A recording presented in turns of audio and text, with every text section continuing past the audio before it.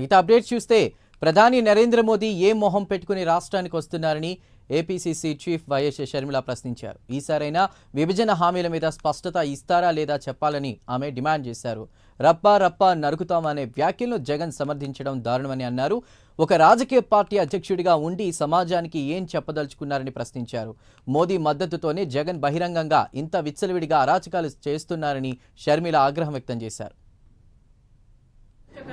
YCP పార్టీకి నాయకుడిగా ఉండి కూడా జగన్మోహన్ రెడ్డి గారు ఇంత వయలెంట్ వ్యాఖ్యలు చేస్తున్నారు అంటే నిజంగానే చాలా ఆశ్చర్యంగా ఉంది. ఇది చాలా దురదృష్టకరం.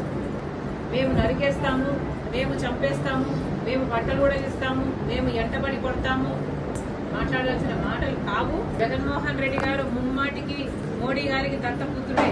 అందుకే ఆ ఒక్క విషయంలోనే కాదు, ప్రతి విషయంలో కూడా మోడీ గారి సపోర్ట్ ఉంది కాబట్టే జగన్మోహన్ రెడ్డి గారు ఇంత విచ్చలవిడిగా ఇంత బహిరంగంగానే ఇన్ని అరాచక